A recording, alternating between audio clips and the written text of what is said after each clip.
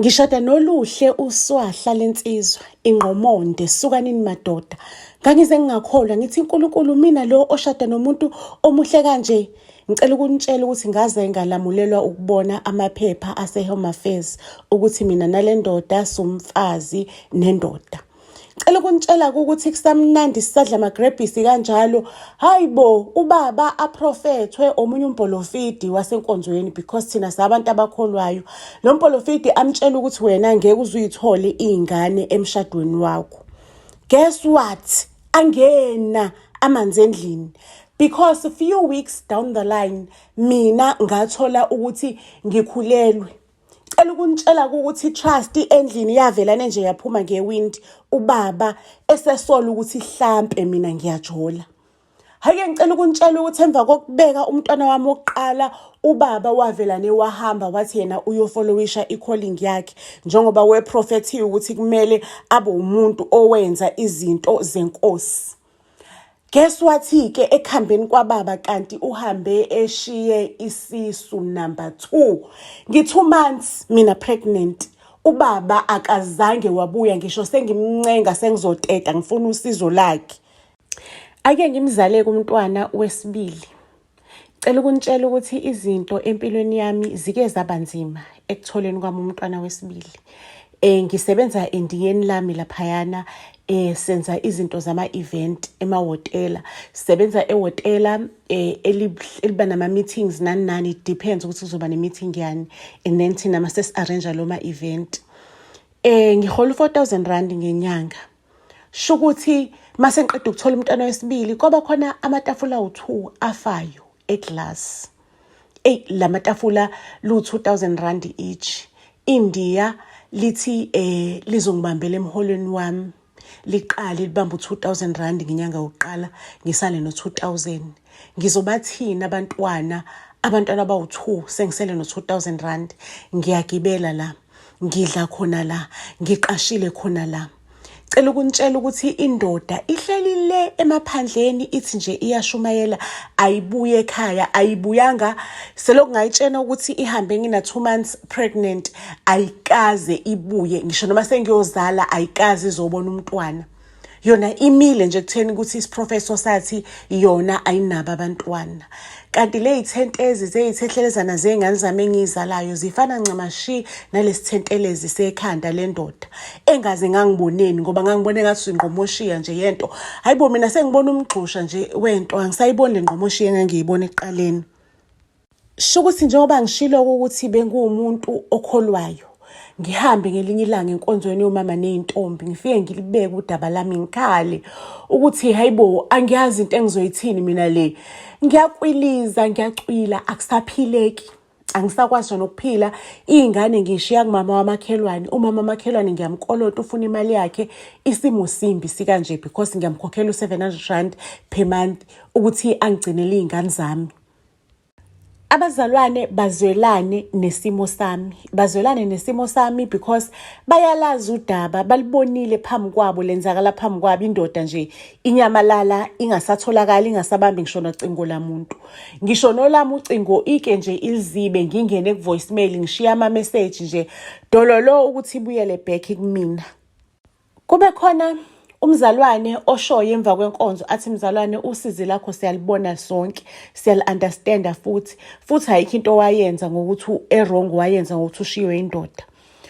You know what? Into mina engizoyenza ngingakuthathela abantwana ngigcinele bona wena abantwana mhlawumbe ungabalanda mangabe u-off noma uzobabona ngalesikhathi uthola isikhathi ngakugcinela bona noma ubathathe udlule ubalande ntambama mangabe ubuye emsebenzini.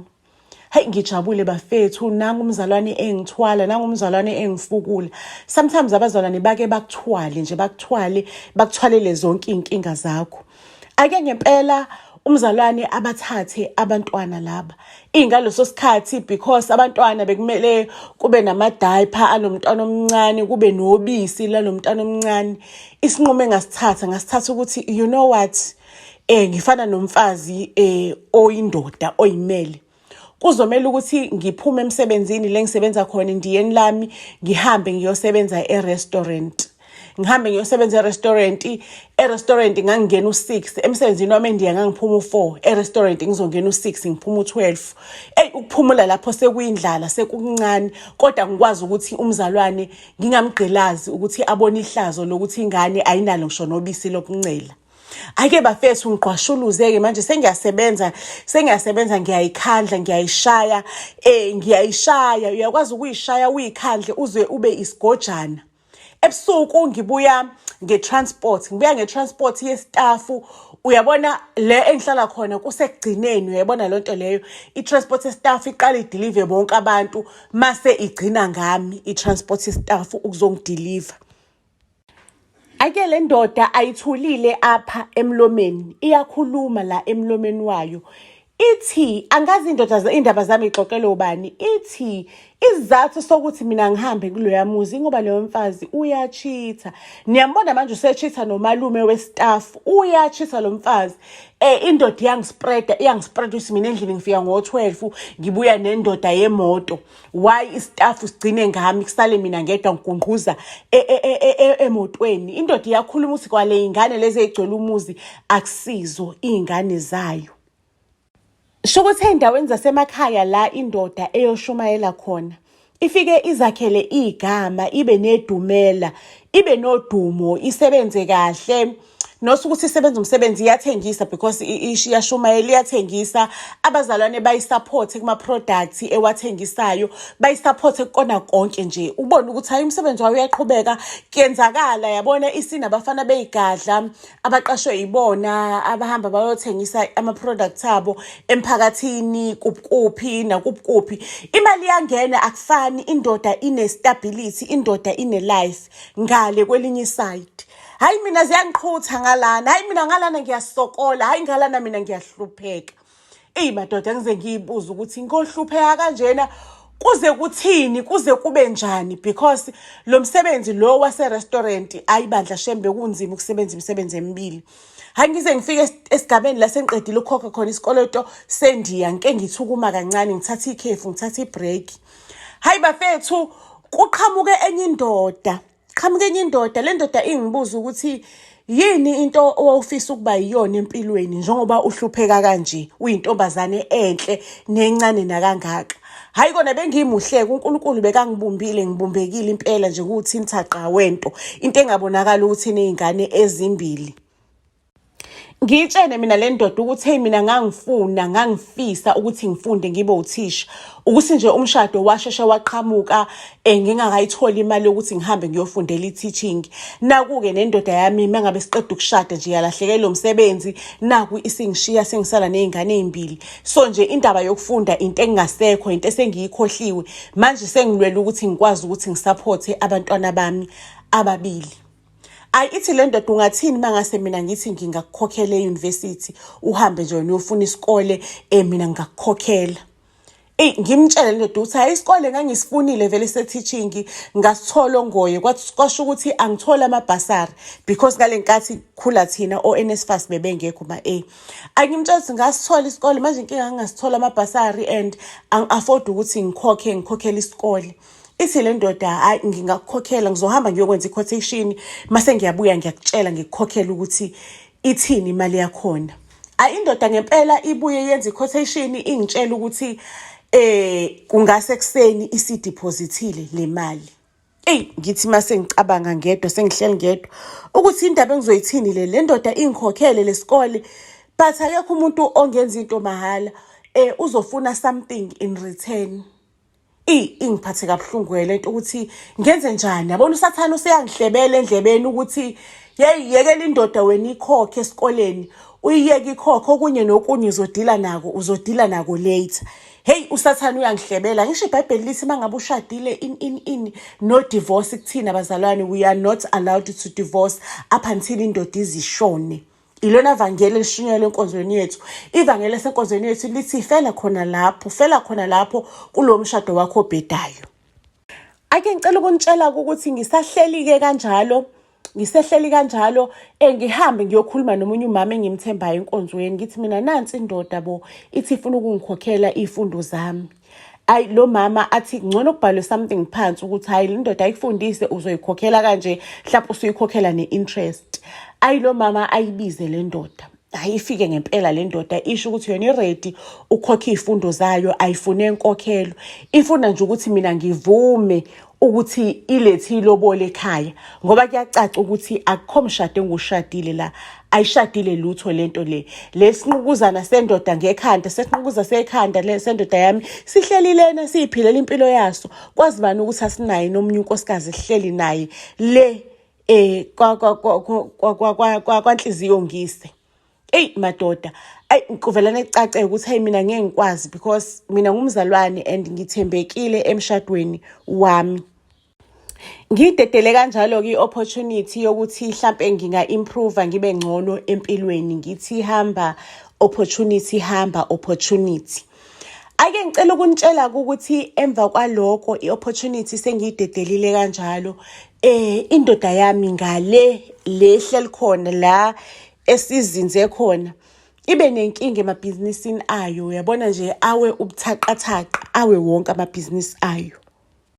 Indoda ithi yazama amabhizinisi, kucaca ukuthi ayawa amabhizinisi, akukho la zobuya aye khona, amabhizinisi ayawa.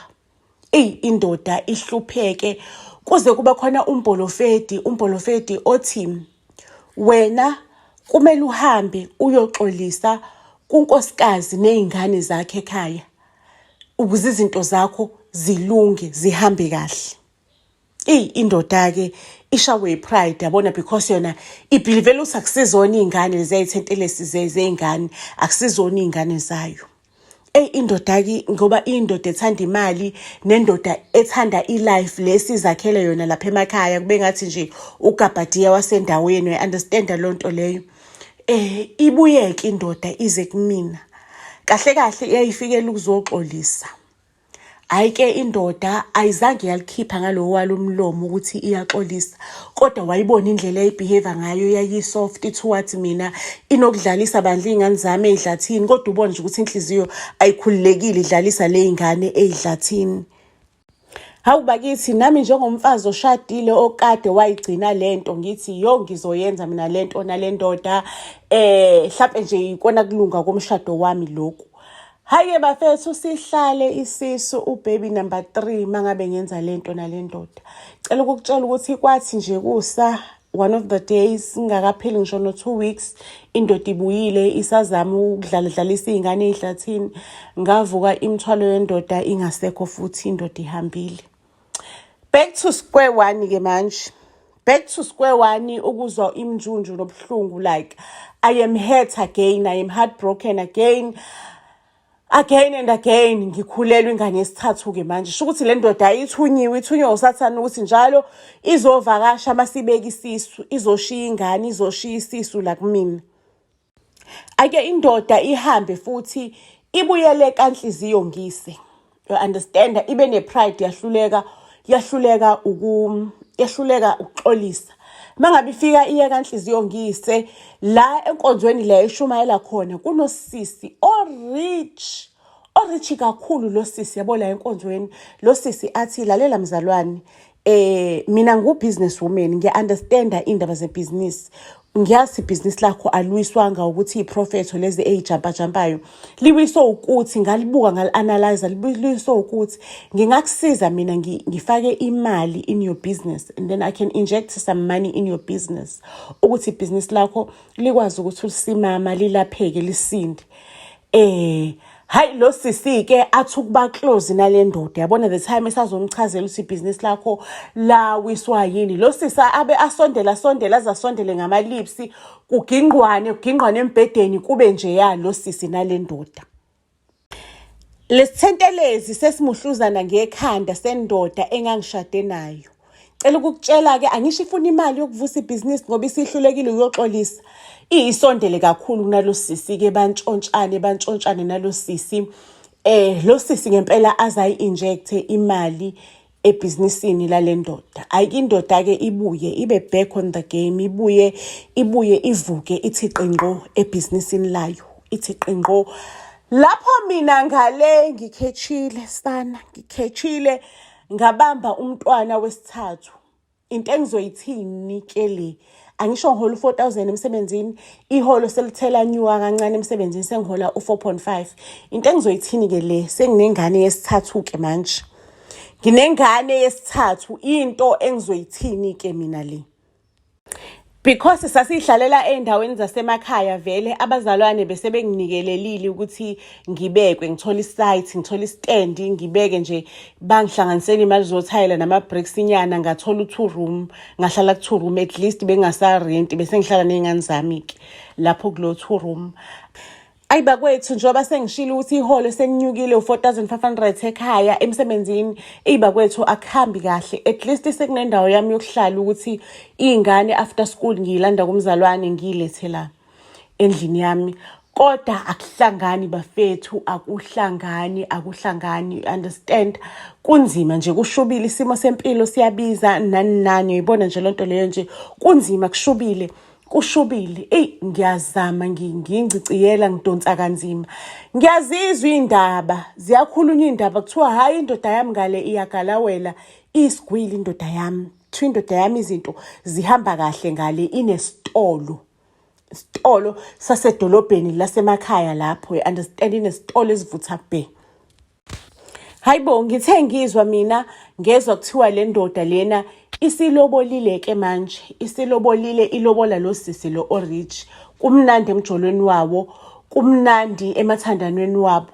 Cabanga ukuthi mangabe isilobola, angazi ukuthi mina mhlawumbe yalanda umndeni wawo noma yathola umndeni wegebengu wahamba olobola ngale, because lo mndeni wasendodeni yami, like umndeni ohlakazekile, like even now situation yethu, they never even tried ukuthi bazame kube khona into abayenzayo ukuthi sinale nkinga emshadweni. Ngisho noma ngibabikelile abakaze benze lutho. Futhi kwelinye icala lempilo ngavela nengakholelwa le ndaba yokuthi isho ukuthi bayakholelwa ukuthi lento eshiwe ingane yabo ukuthi mina I am cheating, sho ukuthi bayakholelwa kuyona lonto leyo, because ngisho nezingane lezi azikwazi ukuvakashela kubo. Ngisho noma kuthiwa ngifisa nje ukuthi ngize nezingane bazoyibona, akekho umuntu onendaba nomuntu obamba ingcingo zami, nomuntu nje oba available. So nami ngaze ngaphuma emqondweni ukuthi le ngane inobaba, ngaphuma nje ngashiya kanjalo.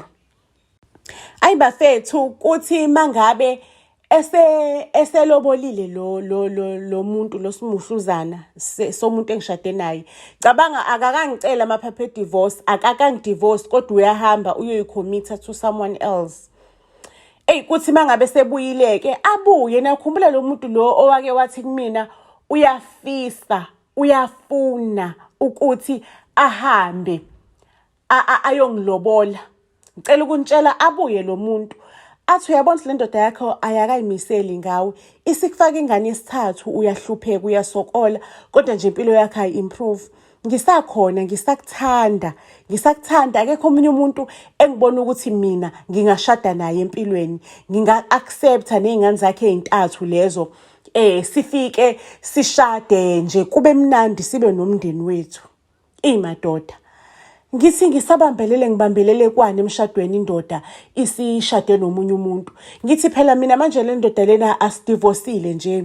Inkinga asidivorcile, angiyazi nokuthi ngayithola kuphi, anginayo nane phone number yayo, isiyangiblocka into enjengalezo because isinomuntu omusha. Ngimfonela umuntu wayo athi yekela ukufuna inamba yendoda yami, ngithuke lo muntu asho ukuthi mina nale ndoda lesiloboleni. Ithi kumina le ndoda, vuma nje wena mina ngilethe inkomo ekhaya kini. After ngilethe inkomo, inkinga zakho kuzoba ezami. Umina engizosebenzisa amaloya wami aseqophelweni eliphezulu to hunt down this man. Ngize ngimthole la akhona. I-divorce ngizoyithola, ngizokutholela yona i-divorce. Wena lahlela zonke inkinga zakho kumina manje, as soon as I pay ilobola kini, inkinga zakho angeke kusaba ezakho, sekuzoba ezami inkinga zakho. And mina I have broader shoulders, ngingakuthwalela zonke le inkinga zakho. Akulutho nje le inkinga zakho, le inkinga nje lozonazo akusi-next, akusilutho. Hayiba kwethu, ngivumeke nami ngibona ukuthi hayibo nansi indoda eza namathemba angcono, understand? iza nenkulumo ezwakalayo, iza nenkulumo engcono, yabona nje iphethe into ene-weight, yabo into enesisindo, cause nami ngikhathele iy'nkinga. Yazi ngase ngiyigojana ngizacile bakwethu ngenxa yey'nkinga. Uyakwazi ukukhathazwa iy'nkinga ubone ukuthi ayikho imbobo yoku-escape-a kule y'nkinga. U-escape-a uthini? Abantwana abathathu ubashiye nobani? Ubashiye kuphi if kuwukuthi ufuna uku-escape-a kule y'nkinga lezo kuzona? Hey madoda, ngivumele phezulu ukushadwa yile ndoda. Ake ekhaya bathi angeke kusalunga-ke because ilobolo lalo mkhwenyana wakho okudala sesalithatha. Kungakuhle wena ukuthi le ndoda le ihambe iyolobola kamkhwenyana lo omunye, hhayi le khaya. Hhayi-ke indoda ikwazi ukukhuluma emlomeni isho ukuthi no. Mina angimthengi umntwana wenu. We understand, I am just building ubuhlobo phakathi kwenu nani. Le ndoda ayilideserve ilobolo. Ayimdeserve lo mntwana. Yamshiya ney'ngane eziwu-3. Yabona le mali yelobolo is to pay bonke lobuhlungu lobu adlule kubona ekhokhela le y'ngane eziwu-3. Hhayi-ke le ndoda iba-understandisa abazali bami. Vele nesimo ekhaya simbi. Understand, abazali abakwazi ukungisiza, abanayo imali. Ngibatshela abazali ukuthi hey nina lalelani la, thathani le mali nilungise umuzi wale ekhaya niwubonayo ukuthi utshekile usuzowa, because nami anginayo imali yokuthi nginisize ni-renovate lo muzi wale ekhaya niwubonayo ukuthi ungawa nanoma inini. Mangasuwa nizosizwa yini? uNkulunkulu kuphela lo nisizayo ukuthi anilethele le ndoda le ukuthi izo-renovate umuzi wale ekhaya. Ngempela-ke ubaba nomama bayithathe le mali, bayithathe ngempela umuzi wasekhaya Nkosi yami usutshekile bawulungise. Hayi bo, i-understand nami ngibe ne-pride ukuthi sekunekhaya yabona manje, sekunekhaya yabo, ikhaya elinconywane. Ngicela ukunitshela ukuthi emva kwaloko-ke indoda sengilobolile, sihambe-ke bafethu. Hayi bo, angiyazi mina into enje. Ngicela ukunitshela ukuthi mengifika emzini wendoda, ngifike isithabathaba somuzi wendoda, umuzi omuhle. Hayibo, ngisho ney'ngane zami zinamakamero, kanti mina bengino-2 room silala sonke embhedeni ney'ngane zami zinamakamero. Ngifika nje indoda izingane izilungiselele amakamero ey'ngane avuthiwe man, akhiwe, enziwe, adecorate-iwe. Hayibo, kwangathi sisezulwini elincane. Yazi ngake ngingakholwa ukuthi yimi lo ngathola ibreak empilweni, ibreak engiyideservayo. Athi lo mnyeni omusha, you know what, let's undo all the hate obukade ukuyona. It's okay to relax. Let me take care of you. It's okay to relax. Let me show you ukuthi umuntu wesifazane utreatwa kanjani. Hayibona iy'ngane zami zasijabulile kube ngathi siyahlanya. Ngicela ukukutshela sesikwazi ukudla i-English breakfast. Lo muntu uyasithatha uyasikhipha usiyisa kuma-vacations, family vacations. Iy'ngane zami uyithatha njengey'ngane zakhe. Umndeni wendoda entsha lapho unyanyeni yabona uyangifonela uyangithuka uthi angeyiphelele kahle lento le. What are you bringing wena in the table? What are you bringing in the table? Ulethe iy'ngane ey'ntathu, yini oyilethayo? Ufike endlini ephelele nayo yonke into. Hey, ngicela ukunitshela ukuthi ithi indoda yami khohlwa ilabo. Khohlwa, they are bitter. Khohlwa labo bantu labo babitha. I didn't let go of u-2-room wami ngale ngiqashisile ku-2-room wami. We understand, ngiqashisile imali yakhona iyabuya ibuyele ebhenki, ngiyayibeka nje imali yale rent. Umuntu lo rentayo urent ebhenki le mali. Ake ngempela indoda ize imthole lona ilwele i-divorce, imsabise nangamaloya imsabise nje yabona, agcine ngempela lo engidivosile vele nentombi yakhe le ithi I'm divorce, ufunani, so that's nasokwazi ukuthi sishade. Ayisho ukuthi-ke nje sengi-off the hook emshadweni wokuqala, sengilana-ke manje full time. Lona angisho ungilobolile, angisho usethi-ke manje usefuna umshado omhlophe, ufuna indumezulu yomshado, usefuna sishade-ke manje. Mina ngibe nalokho ukuthi do I have i-strength sokuthi ngihambe ngiyoma lapha emshadweni omhlophe ngi-invite the same guest engangiwa-invitile emshadweni wokuqala? Do I invite them for the second time? Indoda yami ithi yes, go for it. Ubatshengise labantu ukuthi now you've got something better. Uya-understand ukuthi leya mshado wakho wawu-0, nawe wayibona iy'thombe uzayibheda kanjani. Manje ngifuna ukutshengisa the real wedding ukuthi into ekanjani, umshado wangempela. Hhayi-ke bafethu, kuplanwe yonke into umshado. Ngicela ukukutshela ukuthi ingubo yami ithungwe ama-designer abizayo. Ngicela ukukutshela sishadela endaweni enhle, sishadela sishadela kwenye into, inyakanyaka yomshado. Kufika iy'moto, kufika ama-helicopter emshadweni wethu. Ngiqathazwa nge-helicopter kwi-venue yomshado. Anyway, mina ngangilale phakathi kwi-venue yomshado nje, i-helicopter kwase kuyi-show off. Ngicela ukukutshela, ngiqeda ukukhuluma nomkhonyana, umkhonyana useyangitshela ukuthi okay, sengiyasondela-ke manje sithandwa sami, sesiyaphuma ney'mpelesi zami, sesiyolinda wena. Hayi, sondela muntu wami. Ayi, ifike ngempela i-helicopter-ke isizongiqathaza-ke la ekumele ngishadele khona. Mengifika emshadweni, umuntu kade nje siqeda ukukhuluma manje ngiyafica umkhonyana akekho. We understand? Lapho i-helicopter phela isebenza ngesikhathi, singiqathazile i-helicopter. Umkhonyana akekho, iy'mpelesi ziyatatazela, azimazi umkhonyana is nowhere to be found. Hayibo, kwenzakalani? Ushone kuphi umkhonyana? Uye kuphi umkhonyana? Umkhonyana dololo, umkhonyana angafiki emshadweni. Hayi, ukuphoxeka-ke, sengiphoxeka ugame number 2. Wayethi wenzani?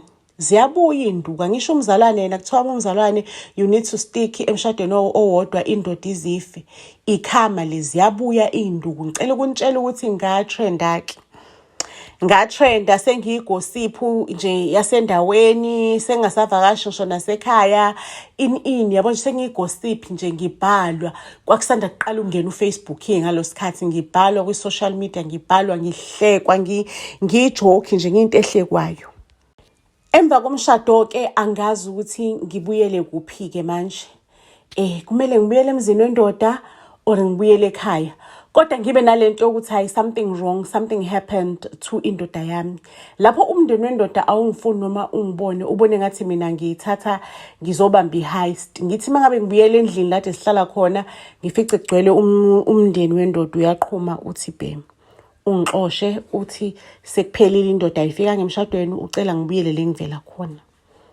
Ucela nje ngihambe.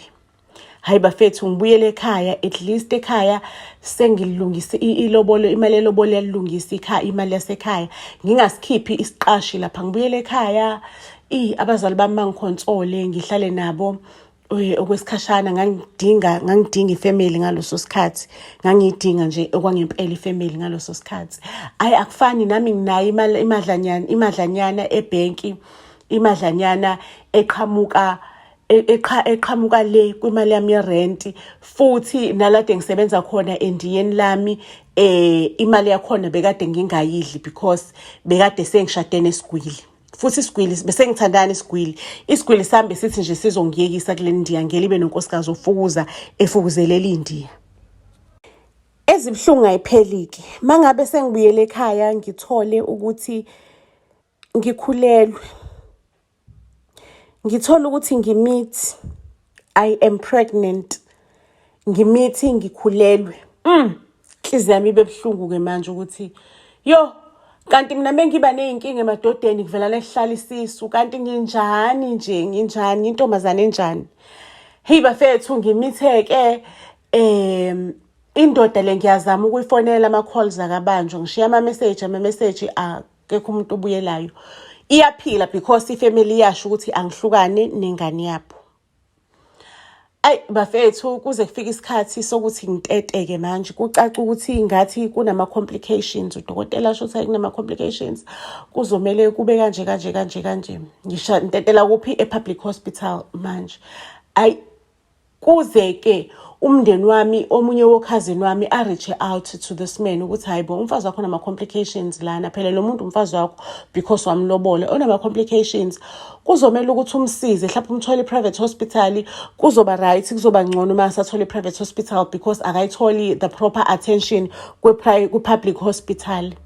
Ake le ndoda ngempela ikhokhela i-private hospital, mina ngisesibhedlela ngilandwe ke manje ngishintshwe ngimove to i-private hospital. Angazi mina, I was not aware ukuthi cousin wami communicated nale ndoda. Mangabe ngiqeda ukuzala kwi-private hospital, lucky because kwasekushesha kunama complications amaningi, ngalandwa nge-ambulance ngayiswa straight to the private hospital. Angibange ngisabuza ama-questions amaningi. Mengiqeda ukuzala kule private hospital ngisafuna ukuthola imininingwane ukuthi ngifika kanjani la. Hayibo, ngibona nangumuntu ugona ingane emva kokuthi ngizala, ugona ingane yakhe. Uyaxolisa ke lo muntu, mina ini kwaba kanjena. Ngathi manje usexoxa isitori sokuthi indoda yami lo qala engangishade nayo yamkidnapha ngosuku lomshado, yena esethi uzowalka down the aisle, yaqhamuka le ndoda yamshaya, yamgqema ngemuva ngento eqinile, angazi ngomphini wembazo noma yamgqema ngani, noma yamgqema ngepano, noma yamgqenya ngani. Yamkidnapha nje, yasithi nje stay away from my wife. My wife kanjani ngoba sendivosile, yathi nje eBhayibhelini ayikho divorce, akuna divorce eBhayibhelini. Umina indoda yaleyo nkosikazi, stay away from my wife. So all this time ngibalekile, it's because ngisaba le ndoda. We understand ukuthi izongenzani. Ngithi mina, you know what, iyangishaqa yonke le nto lo ishoyo.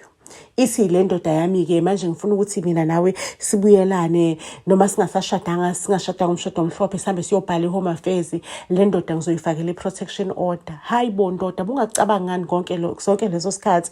Athi phela le ndoda le i-dangerous, le girlfriend yayo ihamba nayo manje i-dangerous kakhulu, so that's why iyosopolitiki, that's why kade nje nami ngike ngathi ukubaleka empilweni yakho, umndeni wami wangifihla.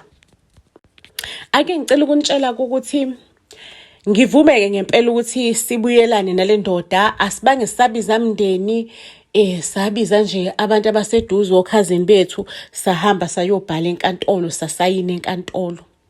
Ayike ngicela ukunitshela ukuthi sabuyelana ke manje, sahlala ndawonye, nje sesumfazi nendoda, and we are married in community of property. Ngicela ukunitshela ukuthi mangabe ngithi mina bekade ngiphuma ebhodweni eligxabayo or in a frying pot, ngicela ukunitshela ukuthi bese ngisemlilweni iqobo lemlilo. Uya understand, indoda yakhona ibhokholo le ndoda ejimayo, yabona nje itubhile lomzimba, utubhile isiganxa sesigantsonto sendoda iyajima. Yabona indoda anginami nomzimba omumbi, angikho mubi, ngimuhle kabi. Yabona iyaqale nje yangitshela ukuthi ngeke indlela omumbi ngayo, understand, yabo nje ilokhu ikhuluma indaba zokuthi ngimumbi, ya break her down, ya break her down ukuyithemba kwami, because nabe nginokuyithemba ukuthi ngisho noma kusene ingane eziwu4 kodwa mangase nje ngime emgaqweni ngilungise kahle icleavage, umuntu ngamthola ngishesha. Hayibo, ya breaker i-confidence yami le ndoda, isinokungithethisisa nje okwengane, we understand. By that time le ndoda is doing well on his business. We understand, isingithengelele imoto, a new BMW. Sihlala kwisithabathaba sendlu, asinayo indlu eyodwa, sinezindlu eziningi. Sinje si right financially, nezingane ehamba izikole ezibizayo, ingithengela impahla ezibizayo phambi kwabantu, sibambeni izandla, kodwa endlini liyagxabha ibhodwe, endlini akuna happiness, akuna njabulo, sibambeni izandla, kumnandi in public, siyashutha, i-arrange ama photo shoot for umndeni, you understand. Kodwa endlini le ndoda ayingiphethe kahle neze, we understand, ingibiza njengomuntu omumbi, unkosikazi useless, housewife, into engenangqondo, into engafundile. Ake bakwethu nami ngijubeke manje ngithi ayi ngcono ngivelane ngifunde, ngikhuluma le ndoda uthi hayi ngizofunda ngoba ubhizi ungitshela ukuthi ngumfazi ongafundile. Le ndoda discourage ukufunda kwami, ngibona ukuthi hayi nomona ngokuthi ngifunde, ngigcine sengifunda privately, ngifunde privately ngingayitsheli. Ngicela ukunitshela ukuthi ngivule okusabhizinisana elincane lokuthi ngithengisa ama-weave emall, ngingayitsheni le ndoda ukuthi okay I'm selling weaves emall, ngilivule ibhizinisi kanjalo, yonke into nje ngiyenze under carpet, ngingayitsheni le ndoda nje. Yabona nje ngiqashela isiphithiphithi, ngiqashe okhazini bami, ngibaqashe nje under carpet, angitsheni konke lokho le ndoda. Kuthi ngelinye ilanga le ndoda ivelane ifike nomuntu wesifazane ekhaya endlini emzini wethu. Hayibo, wakwayizwaphi loo nto leyo? In your marital home umuntu wesilisa afike nomunye u-girlfriend nomunye umuntu wesifazane afike nomunye umuntu wesifazane endlini athi ucela wena uphume ku-main bedroom uhambe uyolala kwi-guest room because ufuna yena ukulala nalo muntu wesifazane. Ngithi yabona le ndoda le ngabe ngiyayitotosa ngibiza i-Uber ngithi iy'ngane zami ayingene e-Ubeni zihambe ziye ekhaya zingaboni sonke lesiphithiphithi. Hayi ngempela iy'ngane zihambe ziyovakasha ekhaya. Ayike ngisale ngithi mina lalela lababo wakhe. Akunakamero engizophuma kulona mina la. Akunakamero engizophuma kulona. Wena mangabe ukuthi unenkinga ngidivorce. Faka i-divorce mangabe unenkinga. Akunakamero engizophuma kulona la. Ayike le ndoda ingibeke isandla for the first time empilweni yami. Ingibeke isandla ilekelana nalo girlfriend bangigongonye bangishaye ngibe nama-bruise ngibe njeyana ngihambe ngiyovula icala. Ayike ngicela ukuntshela ukuthi icala lakhona amaphoyisa kule kuthiwa ayazoyilanda indoda iboshwe. Kubukhona indoda ayikazi ilandwe. Indoda ayikaze iboshwe. Icala lakhona nje kwaba into ephelele emoyeni. U-girlfriend uhleli nale ndoda endlini yami phakathi endlini yami yomshado. Ukuze ubone le ndoda ayihambi ngani yohlala no-girlfriend kweminye imizi because sinemizi eminingi thina. Ngihambe ngiyofayila for i-divorce. Le ndoda ibona ukuthi okay if siyadivorce ngizolahlekelwa into eziningi. Ithi kumina, you know what? Lo muntu esifazane ubekangiloyile, you know my character, I'll never do such a thing. Listen, asambeni sibiyele enkonzweni sibiyele umfundisi asithandazele nani izinto zethu izolunga. I'll get rid of lo muntu esifazane. Ngiphinde ngimkhulumise ngizomblocka ngizomfakela i-protection order nani. Indoda ibuye namaphepha isho ukuthi imfakele i-protection order ingikhombise vele amaphepha eproof ukuthi imfakele i-protection order. Arrange umfundisi, arrange a very big pastor phela lo uphuma ku TV ukuthi ufuna sikhanselishe asithandazele nani. Ngempela afike-ke lo mfundisi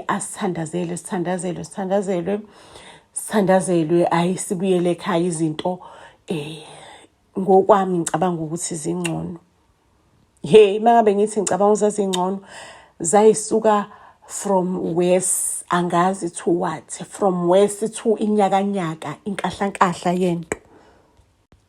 To cut the story short, emva kwenkanyamba yenyakanyaka into eyenzakala ngagcine ngidivorcile le ndoda.